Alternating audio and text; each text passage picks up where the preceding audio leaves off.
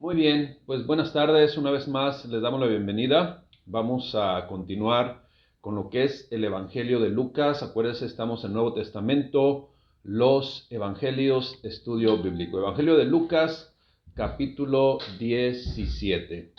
Este capítulo tiene 37 versículos. ¿Qué le parece si nos ponemos en manos de nuestro Padre Celestial? Señor, habla a nuestro corazón, ministra nuestro corazón, Señor, que cada palabra tuya sea para crecimiento en nuestra madurez, Padre bendito, y que vivamos siempre en esa esperanza de tu plan perfecto para nuestras vidas.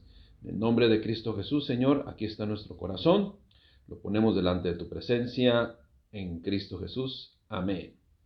Damos gracias a Dios. Bien, Evangelio de Lucas capítulo 17 consta, como le digo, de 37 versículos, y los temas abordados son ocasiones de caer, o de hacer caer, aumentanos la fe, una petición de los discípulos a Cristo, siervos inútiles, Jesús sana a 10 leprosos y la venida del reino.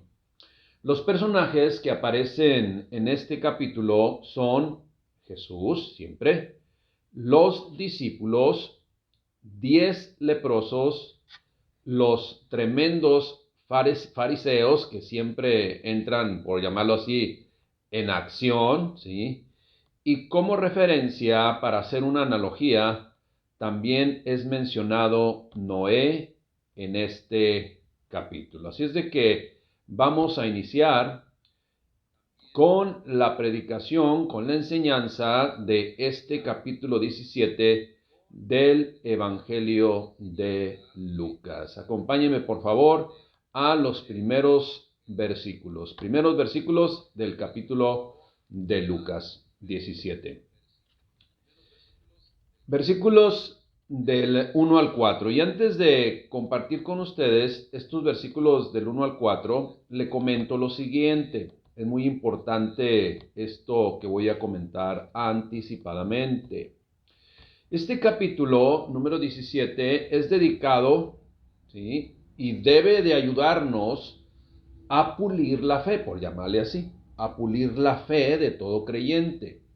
También nos da precisamente dirección para que tomemos en el caminar, en la fe, el rumbo correcto, sabiendo que los beneficios obtenidos son para única y exclusivamente consagración a Dios, confiar en Dios, creer en Dios, ¿sí?, tener una fe madura. Ahora, no debe de haber ningún otro motivo, sino solo caminar, como le digo, a esa madurez espiritual que es, pues, muy personal y que Dios espera en cada uno de nosotros.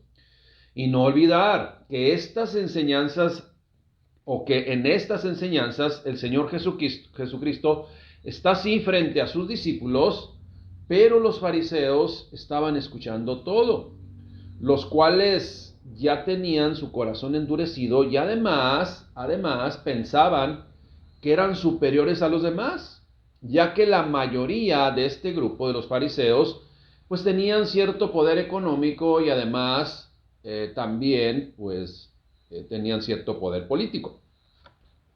Ser creyentes, usted y yo, deberá ser siempre un factor de bendición para los demás, ¿sí?, tanto para la iglesia misma de aquellos recién nacidos, bebés espirituales, pero también para los incrédulos. Y de ninguna manera, como creyentes, debemos ser piedra de tropiezo, como lo eran precisamente los fariseos, que, como dijo el Señor Jesucristo, no entran y cierran la puerta a otros para que entren. Ahora sí, vayamos a los versículos del 1 al 4. Precisamente toma ese punto el Señor Jesucristo. Ocasiones de caer. Lucas 17:1. Jesús dijo a sus discípulos: imposible es que no vengan tropiezos. O sea, esto es lo que está diciendo, lo que nos está diciendo el Señor Jesucristo es que, pues, desafortunadamente, pues va a haber malos ejemplos. Así es la realidad. Imposible es que no vengan tropiezos. Pero, ay de aquel por quien viene el tropiezo. Y hace este comentario de la importancia de no ser tropezadero. Mejor le fuera que se le atase al cuello una piedra de molino y se le arrojase al mar, que hacer tropezar a uno de estos pequeñitos. ¿A quién se refiere a los pequeñitos? A niños, bueno, espiritualmente hablando, recién nacidos que todavía no han alcanzado la madurez y que están poniendo su vista en las demás personas que supuestamente ya tienen más camino recorrido. Ahora, el versículo 3 dice lo siguiente: mirad por vosotros mismos, o sea, tengan cuidado. ¿A qué se refiere el Señor Jesucristo? Pues no vayas a ser piedra de tropiezo tú, pero también tener cuidado de no, vamos a decir, de no pasar o de no ser tolerante o no ser misericordioso en esa condición de Dios y que debe haber en nuestra condición del corazón, o en esa naturaleza de Dios que debe haber en nuestra condición como seres humanos que tenemos su imagen y semejanza, o en Cristo recuperamos esa imagen y semejanza con la cual hemos sido creados o fuimos creados. Si alguien se arrepiente y fue tropezadero, pues hay que perdonarle. Bueno, eso es lo que dice la siguiente parte. Si tu hermano pecare contra ti, pues sí, repréndele, y si se arrepiente, perdónale. Si fue de piedra de tropiezo, pues ya se arrepintió, gloria a Dios. Y si 7 veces al día pecare contra ti y 7 veces al día volviere a ti diciéndole, me arrepiento, perdónale. Esto habla de que debe de haber un corazón de perdonar, de pasar por alto las ofensas, siempre y cuando haya un arrepentimiento. Bueno, ahorita voy a explicar algo más sobre ello. Entonces, la primera parte, lo que es el versículo 1 y 2, imposible que no vengan tropiezos, más hay de aquel que vienen los tropiezos, nos enseña que hay consecuencias para quien, en lugar de convertirse en un factor de bendición, y en ese factor de bendición ser precisamente alguien que invita por su testimonio para que las personas se acerquen a Dios, pues eso es lo que Dios desea.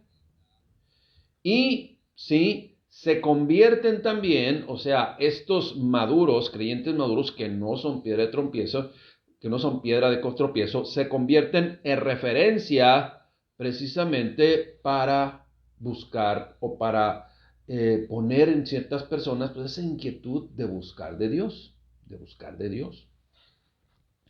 Pero por otro lado, también el mal testimonio pues trae consecuencias, y también se toman como referencias de aquel que decide o ha tomado la decisión de no acercarse a su Creador. Esto es, debemos ser factores, usted y yo como creyentes, para que la gente se acerque a Dios y no ser piedra de tropiezo, porque ya sabemos las consecuencias, ahí están las consecuencias. Ahora, y de ser buen testimonio, pero también mal testimonio, que es lo que me voy a referir, durante toda la historia de la humanidad, pues se puede identificar a muchos. Por ejemplo, en el tiempo de Cristo, pues los fariseos eran una piedra de tropiezo para los que querían acercarse a Dios. Cristo lo señaló una y otra vez. Ahora, en nuestros tiempos, ¿quién es un tropezadero? ¿Cómo lo podemos identificar? Escuche bien lo que le voy a decir. Para identificar a alguien que ha sido tropezadero, no solamente de una persona, sino para muchos, solo bastaría indagar, preguntando y solicitando una respuesta con argumentos válidos a una persona que no quiere acercarse a Cristo. Entonces, esa pregunta directa y en confianza, porque ya te ganaste su confianza, y dice, no, es que yo no quiero nada con Dios. Bueno, una pregunta así directa va a ser, ¿qué es lo que te ha hecho alejarte o aquello que te impide acercarte a Dios? ¿Qué es? O sea, así de manera honesta, de manera transparente, de manera clara, ¿qué es? Entonces, la respuesta siempre será más, es que solo soy ateo porque así quiero ser. No, o sea, siempre hay una causa y un efecto del por qué esa persona no quiere acercarse a Dios. Haga usted el ejercicio con algún familiar, así, pero de una manera seria, y pregúntele, ¿qué es lo que te ha hecho? O sea, ¿por qué no te acercas a Dios? Ahora, cuidemos que no vaya a decir, pues es que mira tu testimonio. Entonces ahí, pues, arrepentámonos, hermanos, porque estamos dando mal testimonio. Pero, generalmente, las respuestas de las personas a esta pregunta pues empiezan a dar una serie de listado de fechorías que se han percatado que ha acontecido en todas las denominaciones que hay en cuanto a iglesia se refiere. Acuérdense, sabemos que la iglesia establecida por nuestro Señor Jesucristo no tiene apellidos, es la iglesia cristiana, nada más.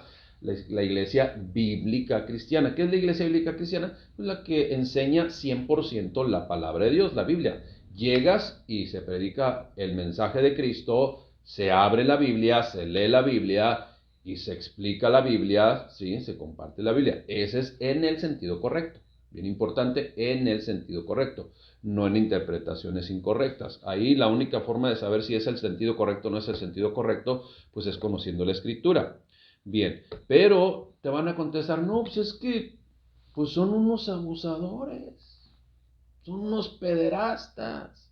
Entonces, esos, mejor, es a los que se refiere el Señor Jesucristo, mejor es que se le amarre una piedra de molino en el cuello y se aviente en el mar, o sea, de las consecuencias que van a tener. No es que son unos ladrones, ahí está, o sea, piedra de tropiezo. No es que son unos mentirosos, es que enseñan una cosa y viven otra cosa. Son dobles caras, son hipócritas. Bueno, a quien tomaron como referencia, pues está haciendo piedra de tropezadero que hasta quienes vivimos de manera honesta, transparente, pues la llevamos. Entonces, hay de aquellos porque han sido piedra de tropiezo y en donde no importa si les dices, ven a la iglesia, acércate a Cristo, y nos toman como si fuéramos de aquellos que les han hecho tropezar. Entonces, por eso dice también, ver por vosotros mismos, mirad por vosotros mismos. Tengan cuidado que no les hagan tropezar, pero también tengamos cuidado que no hagamos tropezar a otros. ¿Okay? La segunda parte de este pasaje bíblico habla de cómo un cristiano maduro tiene la instrucción del Señor, pues precisamente a perdonar. Y no olvidemos, o sea, es bien importante perdonar a aquel que posiblemente ha sido piedra de tropiezo y que haya sido creyente o que es creyente y que pues cometió el error, viene y te pide perdón, cualquier circunstancia, o sea, cualquier circunstancia que haya acontecido. Debemos perdonar porque el Señor Jesucristo nos lo está mandando. Si hay arrepentimiento, acuérdese, porque aquí está en el mismo versículo bíblico está, ¿sí?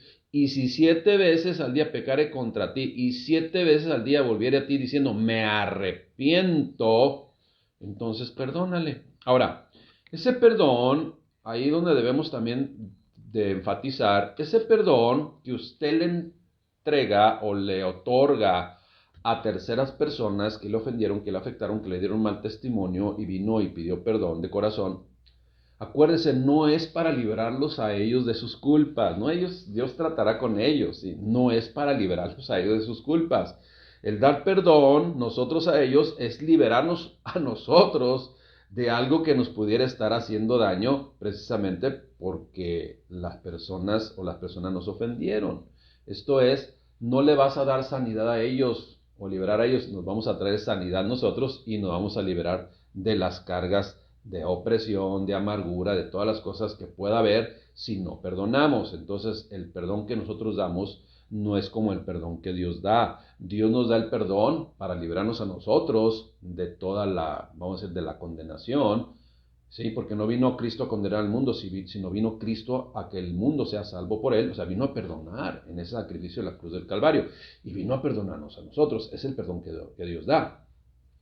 Pero el perdón que nosotros damos a quien nos ofendió es para no liberarnos a ellos y que arreglen su situación con Dios. No, eso es de manera ya personal ellos con Dios, sino es para liberarnos a nosotros mismos, ¿sí? Y no andar cargando con pesos que pues van a traernos una y otra vez pues en altibajos, ¿verdad? Porque las emociones nos van a traicionar. Bueno, ahí está bien claro, eso no es importante, perdonar, para sanidad de nosotros.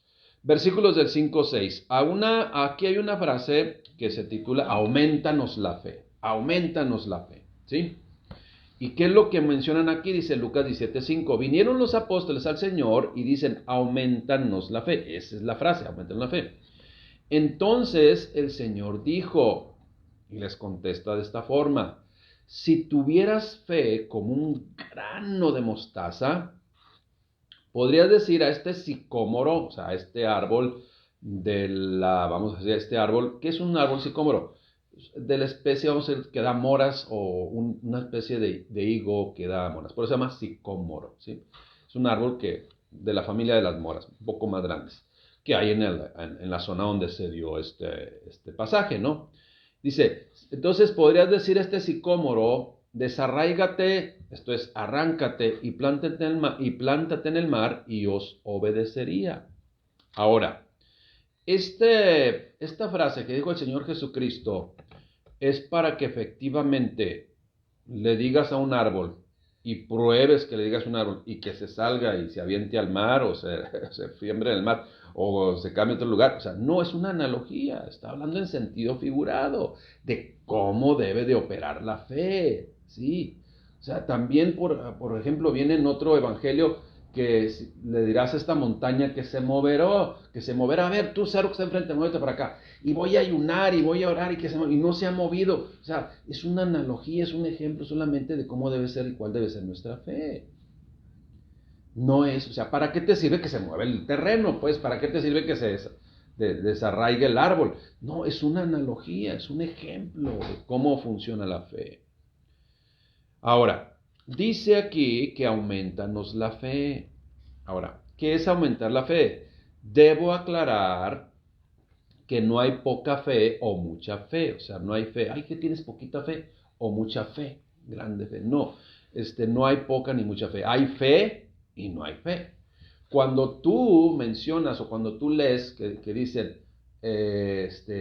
¿por qué no tienen fe?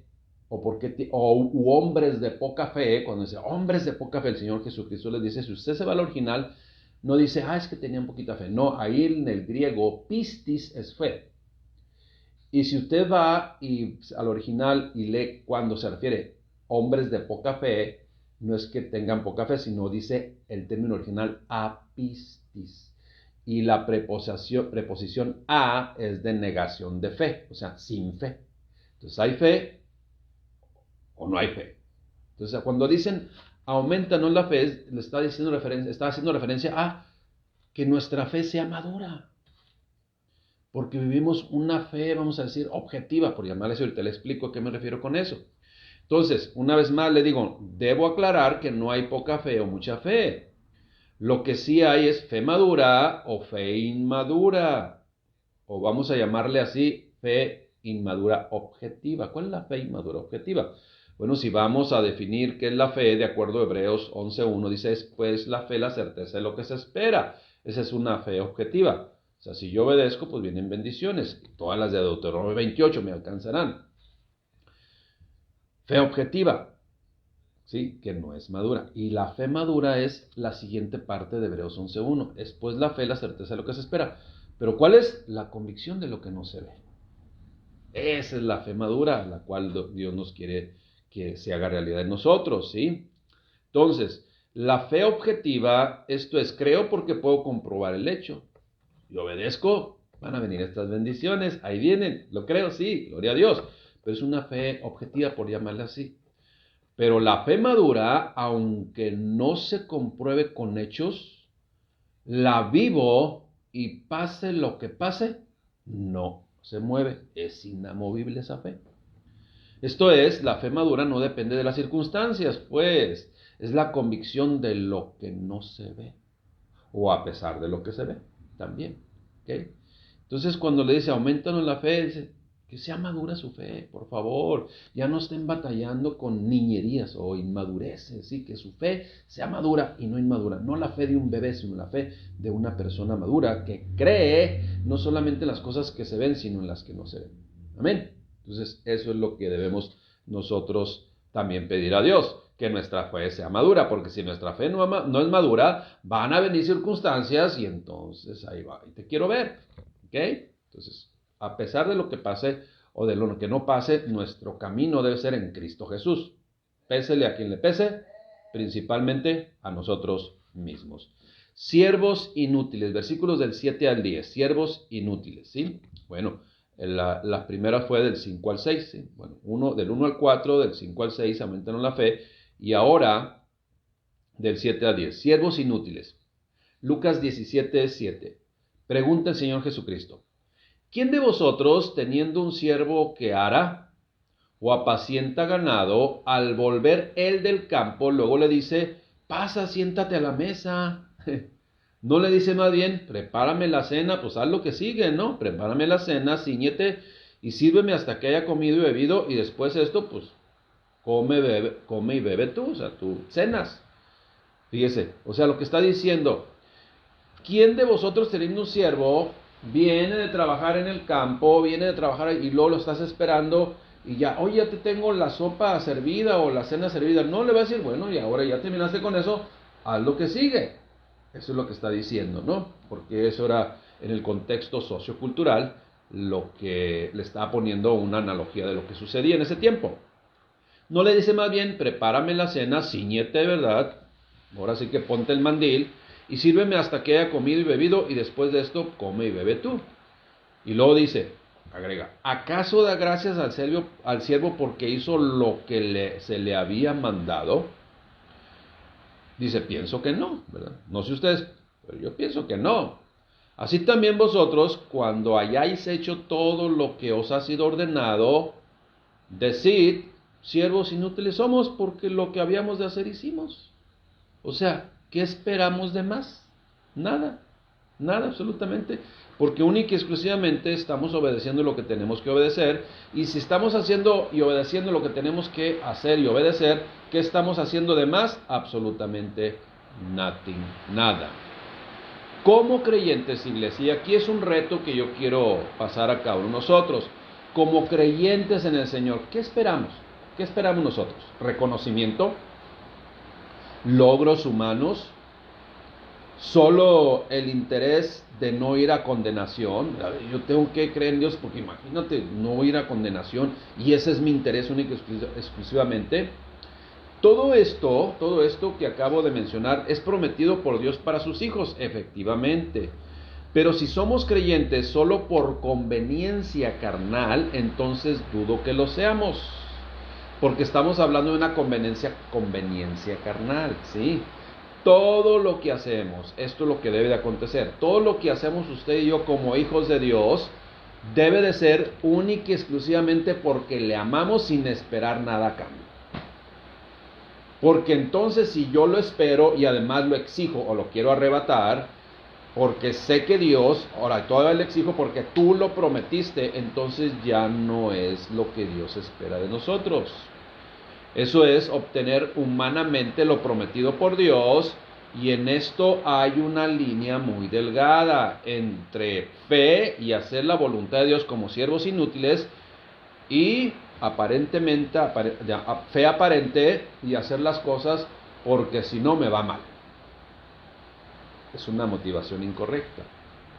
En pocas palabras, lo que quiero yo retarle a usted que hagamos un autoanálisis es que no seamos creyentes por lo que Dios da, o sea, no seamos creyentes en Dios por lo que podemos obtener de Él, sino seamos creyentes en Dios por lo que Él es, ¿sí? Como hijos de Dios, pues, hagamos siempre lo que debemos hacer. Y como siervos inútiles, solo vamos a recibir, bueno, cuando hagamos lo que simple y sencillamente tenemos que hacer, ni más ni menos, pues solo vamos a recibir lo que el Señor Dios desea en su misericordia darnos. Mire, los meseros están esperando la propina con ansiedad. Los hijos de Dios solo deseamos servir.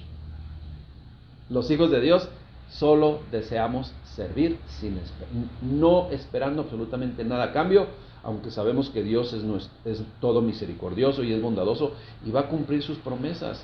Sin embargo, no tengo yo que decir, Señor, yo soy hijo tuyo por todas las promesas que me hiciste. No, yo soy hijo tuyo y obedezco tu voluntad porque te amo y porque eres mi Dios y nada más.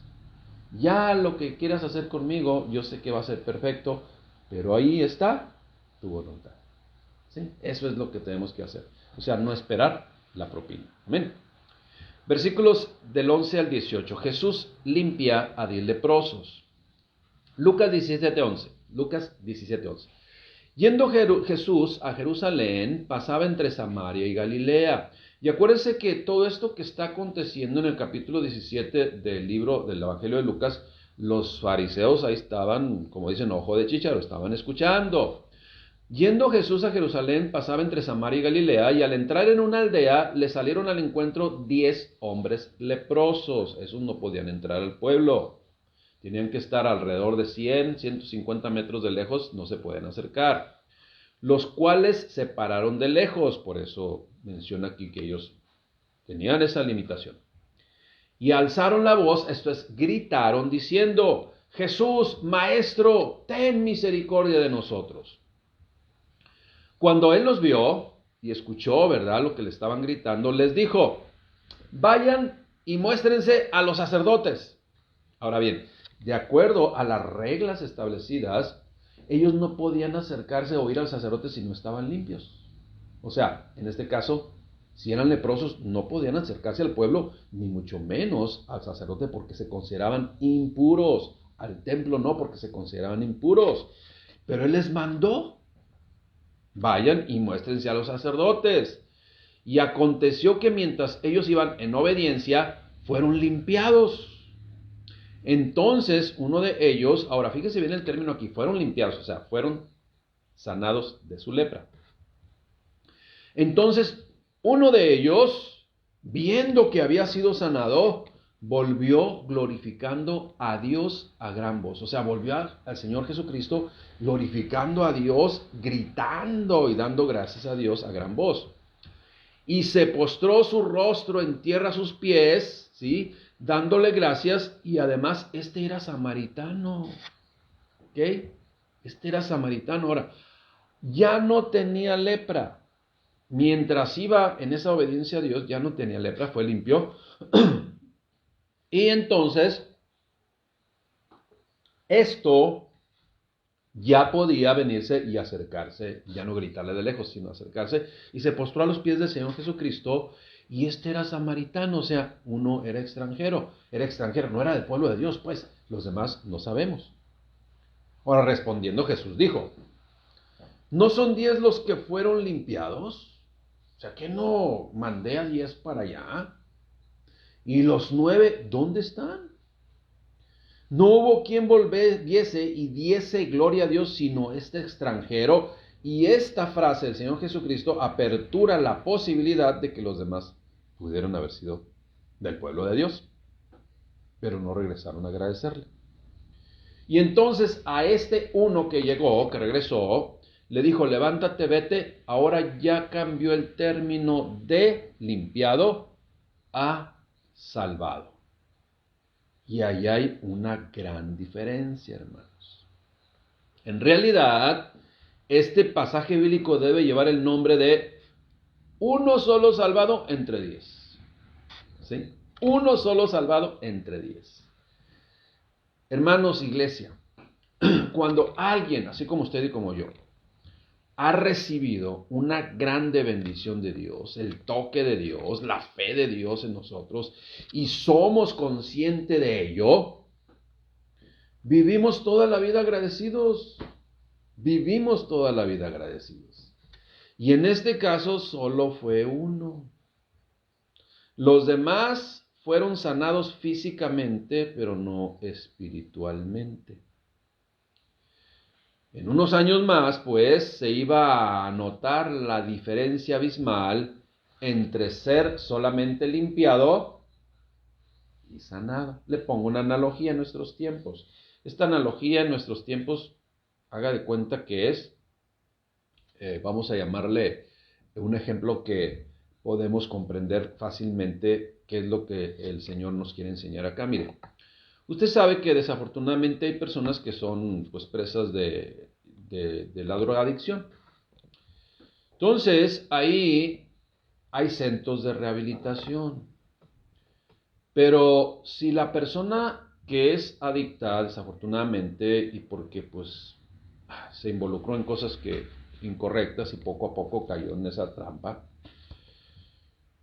va a un centro de rehabilitación y solamente, escuche bien, solamente sale ya limpio, como dicen ellos, pero no restaurado, entonces pues solamente fue limpiado. Solamente fue limpiado. Pero sigue siendo la misma persona. O sea, está en la línea en donde a punto de caer otra vez en la adicción. ¿Sí? Cuando una persona es salvada, no solamente de la droga, sino del pecado, su vida después de esa salvación que recibió es diferente. Le comento cuál es la diferencia entre uno limpiado y uno salvado, en este caso de la drogadicción. Vuelve a hacer lo mismo. Está en el mismo círculo que lo hace caer. Su forma de hablar es la misma. Quizás no se integra a un trabajo, sigue en las calles, vive de manera desordenada, etcétera, etcétera. Sin embargo, uno que es limpiado y sanado, y salvado, limpiado, sanado y salvado, hermanos, se reintegra a la sociedad, dejó esa vida atrás, se reintegra y ahora es parte de la población económicamente activa, o sea, trabaja, es responsable en todos sus aspectos, vive una vida totalmente en orden, ¿sí? Posiblemente en unos años, si no era casado, se casa, tiene hijos y es ejemplo para sus hijos. Pero lo importante es que tiene un trabajo, o sea, todo su contexto vuelve a ser como una persona como usted y como yo que trabajamos, que estudiamos, trabajamos, que somos pertenecientes a la población económicamente activa, pagamos impuestos, o sea, suplimos o cumplimos todo el rol completo que todo ser humano debe cumplir. Y obviamente vivimos en obediencia a Dios cuando somos salvados. Pero uno que es limpiado, en este caso de la droga, sale, se limpia, dice, ya vengo limpio, pero el rato vuelve a caer y nunca se integra a la población económicamente activa, sigue su vida en desorden. Entonces ahí viene la diferencia. Dios quiere salvarnos como ese uno que verdaderamente regresó salvado, no solamente sanado, limpio, sino salvado. Dios quiere salvarnos, no quiere hacer el trabajo a medias, quiere hacer el trabajo completo en nuestras vidas, pero necesitamos rendirnos a Él. Versículos 20 al 37, la venida del reino, el último pasaje bíblico de este capítulo 17. Un pasaje bíblico controversial. Acuérdese que siempre le digo, en este pasaje bíblico hay diferentes interpretaciones, en cuestiones escatológicas, que precisamente es el tema que toma aquí el Señor Jesucristo, que es de lo que ha de venir. Cuestiones escatológicas hay muchas posturas. Yo le voy a comentar en donde tengo certeza de cuál es mi postura, y de lo otro, pues le voy a decir, algunos dicen esto, otros dicen otro, pero también le voy a dar mi conclusión. Dice el versículo 20, preguntado por los fariseos, ¿sí? Preguntado por los fariseos, ¿cuándo había de venir el reino de Dios? Le respondió y dijo, o sea, le pregunta, esta es una pregunta que lanzaron los fariseos, esos siempre que están ahí alrededor, ¿no? Unos pues quizás, pero muy pocos para aprender, otros solamente para criticar y hacerlo caer en una para ellos una supuesta contradicción o una ofensa para el gobierno o para la gente, ¿no? Entonces, preguntado por los fariseos cuándo había de venir el reino de Dios, le respondió y dijo, el reino de Dios no vendrá con advertencia, ni dirán, helo aquí o helo allá, porque he aquí el reino de Dios está entre vosotros. ¿What? Fíjese lo que les digo. Ni dirán helo aquí o helo allí, porque aquí el reino de Dios está entre vosotros. Ahora, ¿cuándo vino el reino de Dios a este mundo por primera vez? Cuando vino Jesucristo. Y precisamente ella estaba enfrente. O sea, lo que le está diciendo, el reino de Dios está enfrente de ustedes. Ya llegó, pero no lo han querido recibir. En el corazón de todo ser humano, o gobierna el reino de Dios, bueno, gobierna el reino de Dios, o gobierna otro reino. Solamente hay dos reinos, ¿sí? Y dijo a sus discípulos, después de aclararles esto, pues el reino de Dios ya vino, está con ustedes, ¿sí? Soy yo. Y dijo a sus discípulos, tiempo vendrá cuando desearéis ver uno de los días del Hijo del Hombre, y no lo veréis. O sea, este tiempo que se está aperturando y que comenzó cuando leyó el libro, ¿sí?, del profeta Isaías, el Espíritu de Dios está sobre mí, y que todos se le quedaron viendo y que dijo, hoy se ha cumplido esta escritura. Okay. Bueno, tiempo vendrá, pues, sigue diciendo el pasaje bíblico, cuando desearéis ver uno de los días del Hijo del Hombre y no lo veréis. Y os dirán, también otra vez repite, helo aquí o helo allí.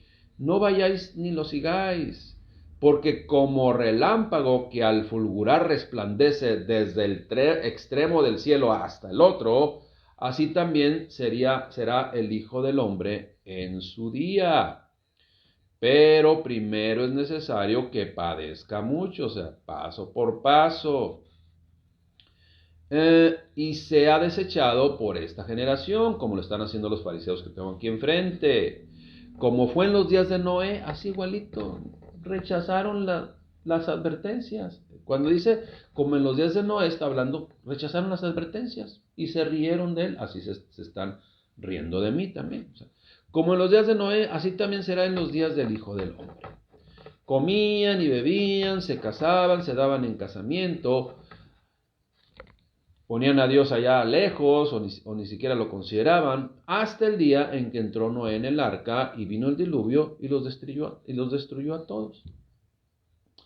Asimismo, como sucedió también en los días de Lot, comían, bebían, compraban, vendían, plantaban, edificaban y a Dios lo tenían fuera de su vida. Mas el día en que Lot salió de Sodoma, llovió del cielo fuego y azufre y los destruyó a todos. Así será el día en que el Hijo del Hombre se manifieste. En aquel día, el que esté en la azotea y sus bienes en casa, no descienda a tomarlos, y el que en el campo esté, asimismo no vuelva atrás. Acuérdate de la mujer de Lot, ella quiso regresar. ¿Y qué le pasó? Pues ahí está el detalle. Ahora bien, cuando le preguntaron que cuándo sería el reino de los cielos, cuándo llegaría, pues ya estaba ahí en ese momento. Ahora, aquí ya toma otro tema escatológico en esto que acabamos de leer. En aquel día, el que esté en la azotea y sus bienes en casa no descienda a tomarlos, porque eso va a ser posteriormente, ya después de Jesucristo ascendido y que va a regresar por su iglesia. Pero unos dicen, aquí es donde yo, vamos a decir los criterios que hay, y que yo no le puedo decir, enfatizar, esto va a ser así, porque siempre cada uno de los criterios que hay, pues tienen sus fundamentos. Pero como le digo, yo le voy a dar una conclusión. Unos dicen que la iglesia, por ejemplo, no va a pasar la gran tribulación, pero sí la tribulación, y que son dos partes, 3,5 y 3,5, de tribulación y de gran tribulación, y en ese 3,5, la mitad de las 70 semanas, viene Cristo por su iglesia. Pero aquí dicen que aquí no es el rapto todavía, sino aquí es cuando Cristo viene, pero no es el rapto. Bueno. Sigue diciendo, versículo 33, todo el que procure salvar su vida la perderá, y todo el que pierda la vida la salvará. O sea, su vida, sus motivaciones, su mundanalidad, es lo que está refiriendo. Todo el que quiera salvar su vida la perderá. O sea, todo el que quiera salvar su pellejo la perderá. Pero el que ya entrega su pellejo a Dios y todo su corazón, ese la salvará, ¿no? Os digo que en aquella noche estarán dos en una cama, el uno será tomado y el otro será dejado. No quiere decir que el 50% de la población va a ser salva, solamente está haciendo una analogía de que va a ser una historia diferente para cada quien, dependiendo de qué, de su corazón. ¿Para quién es? ¿Quién gobierna en su corazón? Esa va a ser la diferencia. 2 estarán en el campo y el uno será tomado y el otro será dejado. Insisto, no quiere decir que el 50% será salvo. Y respondiendo le dijeron, ¿dónde, Señor? ¿Dónde? Él les dijo, donde estuviera el cuerpo, ahí se juntará también las águilas. Ahora, no tiene que ver con el animal, las águilas. Lo que está diciendo es que se va, o sea, así como las águilas identifican dónde hay una presa muerta y que van a ir a comer ahí y de lejos van a ver, y van, así de seguro se va a hacer la manifestación del Padre Celestial, sí, en su Hijo Jesucristo. Ahora bien, los fariseos preguntaron cuándo vendría el reino de Dios sin darse cuenta de que ya había llegado, estaba enfrente de ellos. El reino de Dios no es como uno terrenal con límites geográficos, más bien consiste en la obra del Espíritu de Dios en las personas y sus relaciones, o sea, cada quien vive en el reino que desea vivir, en el de Dios o fuera del reino de Dios. Muchos dirán también ser el Mesías y otros que Jesús ya volvió y bastantes les creerán, ¿sí? Jesús nos advierte para que nunca tomemos en serio tales informes, sin importar qué tan convincentes o, vamos a decir, o con argumentos hasta muy claros sean, ¿sí? Ahora, ¿quiénes rápidamente van a identificar qué es la verdad y qué es la mentira? Pues los que conocemos la Escritura, hermanos, los que tenemos comunión con Dios, los que escuchamos la voz y sabemos que viene del Padre porque es acorde a lo que está escrito. Esto es, si usted recibe una llamada de teléfono y es su cónyuge o es su hijo, no va a decir quién habla porque usted le va a conocer la voz. Entonces, cuando sucedan las cosas que usted y yo sabemos que van a acontecer, pero no sabemos cuándo, ese es el detalle, pues prácticamente, o sea, se va a sentir. Pero ¿quién no lo va a sentir y lo va a ignorar y hasta no sé qué va a pasar con su actitud, ¿sí? Y que va a ser demasiado tarde? Pues aquel que va a ser engañado, ¿no? Acuérdense que se van a levantar falsos cristos y mucha gente se va a ir engañada. Y van a pensar que es Jesucristo. El Señor Jesucristo dice, una vez más, lo repito, como en los días de Noé, será el regreso de Cristo por su iglesia. Esto es, las personas estarán desempeñando como siempre sus tareas diarias y muchos indiferentes a los temas relacionados con Dios. Se sorprenderán, pues, de repente con la venida de Cristo, pero ya será demasiado tarde. Así como cuando vino el diluvio, Dios cerró la puerta del arca y todos se quedaron. Lo mismo con Lot durante la destrucción de Sodoma. No sabemos pues el día ni la hora del regreso de Cristo, pero sabemos que vendrá. Eso es lo más importante. Quizás sea hoy, mañana o en siglos futuros. De cualquier modo, lo que el Señor Jesucristo insiste y la palabra y Dios en su palabra nos muestra es que siempre estemos listos, siempre tengamos la lámpara llena de aceite, siempre estemos alertas y siempre estamos velando en todo tiempo. El mensaje, pues, del Señor Jesucristo es que vivamos como si fuera a venir hoy mismo, siempre preparados porque nuestra relación con Dios debe de ser como Él estableció, siempre. Termino con esto y concluyo con esto. Una vez más, vemos la necesidad de estar seguros de que el reino de Dios está en nuestro corazón y que ya llegó el Señor Jesucristo a nuestras vidas. Mire, y lo que Dios haya destinado a hacer en el tiempo que Él decida y como fuere que pasara, pues, aunque debemos tener cierta noción, pero la verdad, va a ser como Él lo diseñó, pues, ¿sí? Lo único que nosotros debemos estar siempre listos. Como dicen unos, la iglesia va a pasar toda la gran tribulación, pues que la pase, si estamos seguros en Él. Y como dicen otros, nada más va a pasar la tribulación, pero no la gran tribulación, pues que la pasemos, pero nos vamos con Él. ¿Cuándo? Cuando Él lo haya decidido y como Él lo haya decidido. Insisto, lo importante es vivir en esa fe madura. Lo importante no es dejarse engañar, ni tampoco ser piedra de tropiezo para otros.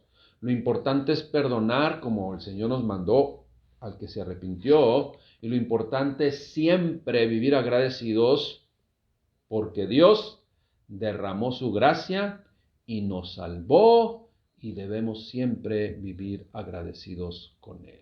Y acuérdese, una persona que vive agradecido con Él cumple lo establecido por Él. Cumple lo establecido por Él. Y de lo demás, escatológicamente hablando, Dios dirá. Dios dirá. Hay muchas opiniones sobre eso, pero a final de cuentas, lo que Dios ha diseñado hacer se va a cumplir en su tiempo, en su forma. Lo único que yo insisto y que el Señor Jesucristo y Dios mismo nos insiste en su palabra es, estemos siempre listos. Amén. Dios les bendiga, que tengan una bonita tarde y esperando que sean bien edificados en el compartir de la palabra de Dios. Un abrazo, bendiciones.